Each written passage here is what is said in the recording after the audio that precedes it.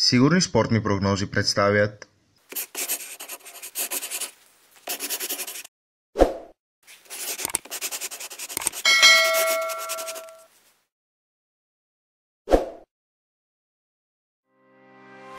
Здравейте, приятели и любители на футболните прогнози! Аз съм Крум Димитров, а вие сте отново с нашия YouTube канал Сигурни спортни прогнози, както и с нашата рубрика Топ прогноза, в която избираме, подготвяме и анализираме един сингъл матч на около 2 коефициента. Преди да преминем и към днешната прогноза, ще ви приканя да дадете един голям палец нагоре и, разбира се, да се абонирате за канала ни и да натиснете камбанката, за да получавате известия всеки път, когато качваме нашата топ прогноза. Разбира се, може да ни последвате и в Instagram, където също даваме нашата топ прогноза. Имаме и Facebook група, в която вие може да споделяте прогнозите си с нас. И разбира се, Telegram канала ни, в който показваме нашият поглед на системата Martingale. Линкове към всички социални мрежи ще намерите в описанието.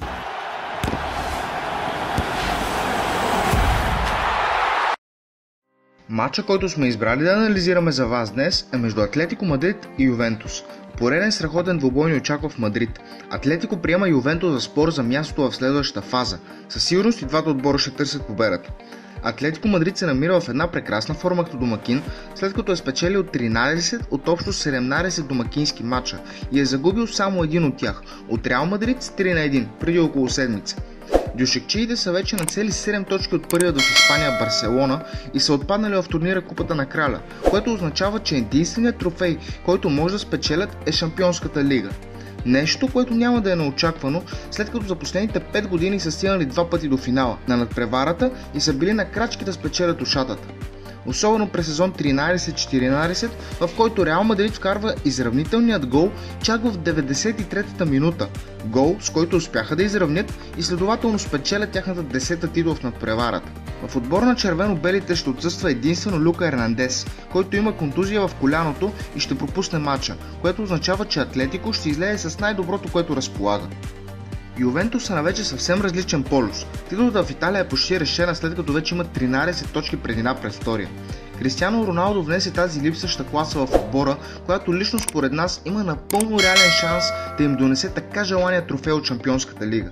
Отборът минава през всеки без никакви колебания. Няма да мислят за първенството, както казахме. Там вече почти е сигурна титлата и ще хвърлят всички сили в този двубой. Но тук има нещо доста интересно. Ако се погледнат мачовете на Кристиано Роналдо срещу Атлетико, веднага ще се разбере, че това е една от любимите жертви на португалеца. Успява да вкара цели 16 гола на червено-белите. Той беше основната причина през сезон 2017 Реал да отстрани градския съперник на полуфиналите, след като отбеляза хет-трик в първия матч и така гарантира на отбора си да играе финалният матч в турнира. Това е здрав сблъсък, в който всичко може да се случи. Всеки един може да победи. Неясен матч от към знак и също толкова неясен и непредсказуем на голове. Според нас има едно сигурно нещо. Както и да се върти схемата на Масимилиано Алегри за този матч, Роналдо ще играе. Не само, че ще играе, а ще играе срещу Атлетико Мадрид.